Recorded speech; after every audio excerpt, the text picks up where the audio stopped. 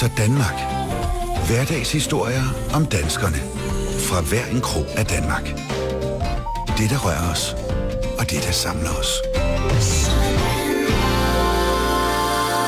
Og velkommen til, Katja. Tusind tak. Du virker måske bekendt for dem, som ser tv på Sjælland, Lolland og Falster. Og det er jo som sagt, fordi du arbejder der. Men det skal handle om i dag, det er jo altså det, som der ligger her på bordet, George Michael. Ja. Fordi du og din veninde har gang i en noget omfattende sådan velgørenhedsprojekt, kan vi kalde det, som netop hæfter sig op på ham. Og er du klar på at fortælle lidt mere om det om lidt? Ja, du kan tro, jeg skal nok tale så længe, så du beder mig om at tie stille om Loveless.help. Altså du og din veninde Tina, I havde jo sådan en lille smule mere medvind, end Knud her havde først med sit projekt, da I gik i gang med jeres velgørenhedsprojekt Loveless.help. Fordi I er kæmpe store George Michael-fans, det tør jeg altså roligt sige. Det kan du roligt sige. Du har meget mere udstyr end det her i hvert fald, så meget ved jeg. Ja, vi har bare taget en lille bitte del med. Historien starter med, at I får nyheden om, at George Michael han er død, desværre. Hvad er det så, der sker?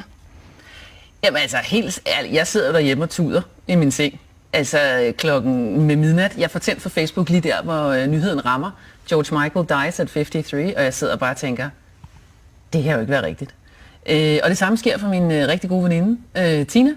Og så skriver vi sammen på Messenger de næste mange dage, og er sådan ret kede af det. Vi har jo været til hans koncerter. Jeg har hørt hans musik, siden jeg var 10. Jeg tror, Tina var 7-8 år, da hun forelskede sig i den her sanger og hans musik. Og så har vi det bare sådan lidt, prøv lige at høre, jeg er journalist, hun er kommunikationschef for DSV. Vi må kunne gøre et eller andet. Vi må kunne gøre noget for at ære den her mand. Og så taler vi om, skulle vi skrive en bog? Og så går vi på Amazon.et eller andet og finder ud af, nej, det skal vi nok ikke, fordi den bog, den er skrevet 50 gange før. Så der er ikke rigtig noget, vi kan bidrage med der. Og så siger Tina til mig, har du lagt mærke til inde på Facebook, folk de sidder og bytter bøger som den her, plader og alle mulige ting og sager. Og nogle af dem er også begyndt at tage penge for det. Kunne man få alle de her mennesker til at donere det her memorabilia? Det der, jeg har altså ikke noget dansk ord for det desværre, men det er det, man siger på engelsk. Altså plader, bøger, pandebånd, t-shirts, alt det der, man har haft siden 80'erne med ham fra Wham og George Michael. Hvis nu får dem til at give det til os og lægger det op på en Facebook-side, så får vi alle mulige andre til at byde på det, og den, der byder højst, vinder, og så giver de pengene til velgørenhed, fordi det er noget af det, som George Michael var rigtig kendt for, det var, at han gav sindssygt mange penge til velgørenhed. Og så fik I jo tegnet et logo, det kan man jo se. Jeg er simpelthen fuldstændig, men jeg kan lige sige, at vi tjener jo ingen penge på det her, så jeg tænkte, det gik an at tage logoet på i dag. Jamen det gjorde vi. Vi fik en professional art director til at tegne logoet, fordi vi ville være sikre på, at vi ikke... Der er jo også en George Michaels familie og hele hans boet efter ham. Vi vil ikke komme juridisk i klemme med noget. Så det her æ er det, som han altid brugte i slutningen af sit navn. Og så lavede vi et hjerte, fordi Hvad var det første, som I så satte til salg på jeres Facebook? Jamen noget af det første, jeg sidder og prøvede at tænke, det er omkring, vi har haft 1000 auktioner jo siden det her, skulle du lige tænke på, ikke? Det var noget gammel vinyl, jeg fandt i en vinylforretning, og så fandt jeg nogle plakater, hvor jeg havde nogle dubletter. Og så tænkte jeg, nu prøver vi med det. Og så gik der et par dage, og der skete ikke rigtig noget. Og vi tænkte, der sker ikke noget. Og lige pludselig, så var der en dame, der hed Andrea fra Ungarn, der sagde, jeg vil gerne købe en Wham-plade for 40 pund.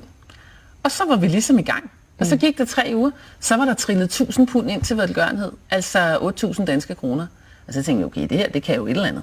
Og så spredte det sig som ringe i vandet, så fik vi alle mulige grupper inde på Facebook til at dele det for os. Og, altså folk, der ligesom har været i det her George Michael-miljø i mange år, det er jo kæmpestort, altså. Og så greb det om sig, og så begyndte folk jo at sige, jamen jeg har da forresten nogle gamle plader, det må I da gerne lægge op. Og nu har I samlet ind, altså næsten 500.000 danske kroner. Ja. Hvad er det dyreste, I har solgt?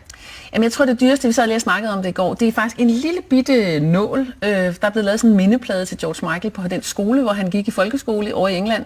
Der fik vi nogen til, der var nogen, der havde lavet en lille badge med det. Den solgte vi for omkring 7.000 kroner. Det er virkelig vildt.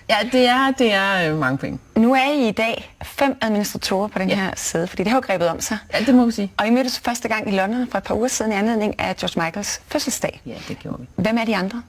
Jamen, der er jo altså Tina, som er min veninde, har været der siden vi gik på universitetet. Vi kan se den på skærmen her. Og ude til venstre, der har vi Jill Reid, som er fra England. Så har vi Tina. Og så har vi Jennifer Basket Ridings fra USA. Ja. Hun bor i Georgia, og så er der mig selv ude fra Roskilde, ude i den anden. I god gammel Danmark. Ja, lige præcis i god gammel Danmark. Så vi er sådan halvt dansk og halvt engelsk og amerikansk. Og I har den her fælles passion? Ja, det har vi. Okay. Ja. Og så har du jo også rejst lidt rundt i verden med dit projekt, fordi du har været i London, England, og besøgt et dyr, eller hvad hedder sådan et dyrehjem? Et internat, tror jeg, det hedder. Ja, lige præcis. Og vi sidder også her og roder rundt det danske og engelske ord. Jamen, det er The Mayhew i London, som jo er et af de steder, George Michael, som var meget glad for dyr, støttede. Så nu lykkedes det os endelig at komme over og besøge en af dem, som vi har givet penge til.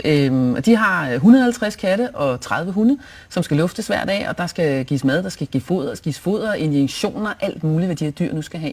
Det var ret fantastisk at komme over og se, okay, de der penge, vi har samlet sammen, det gør en forskel for dem. Og de skyndte sig også at opkalde en lille kattekilling, George. Ja, selvfølgelig gør det det. Men sig mig, hvorfor er det lige dem? Jamen altså, det der har været credoet i det her, det er, at vi har sagt, at bortset fra en af de ting, vi støtter, som er den sygdom, han døde af, som er noget kardiomyopati, tror jeg det hedder på dansk. Så de resterende 8 velgørenhedsinstitutioner, vi støtter, det skal være noget, som George Michael støttede. Okay. Altså fordi det skal ligesom være en hyldest til ham, og vi skal prøve, vi har jo ikke hans penge, men vi skal prøve på vores eget lille niveau og se, kan vi ligesom få folk til at huske George Michael, og så gøre noget godt, mens vi gør det. Og du er jo ellers, Katja, bare journalist. Ja. Hvordan er det så pludselig at drive sådan en omfattende velgørenhedsorganisation her? Det kan siges meget kort. Det er fuldstændig sindssygt, og så er det fuldstændig fantastisk. Altså, jeg havde ikke nogen idé om, at jeg skulle sidde hver dag og opdatere Twitter og Instagram og følge med i auktioner og alle de her ting. Det er jo rigtig, rigtig omfattende. Og jeg vil gerne lige sige en stor hyldest til vores engelske administrator Jill, som jo ikke er, hun er førtidspensionist, så hun har ikke noget arbejde. Og hvis vi ikke havde hende, så kunne det her ikke lade sig gøre. Det er hende, der sidder med Excel-arkene og udfylder, for du skal jo tænke på, med 1000 auktioner. Vi er jo nødt til at holde styr i, det der kommer fra Ungarn, det der kommer fra Tjekkoslovakiet, det kommer fra USA. Hvem skal det sendes til? Hvem har betalt porto? Der er rigtig, rigtig meget arbejde. Det er stort arbejde. Ja, det er. Vi sender hende en lille kærlig tanke. Ja, det gør vi, Jill. For hendes store arbejde.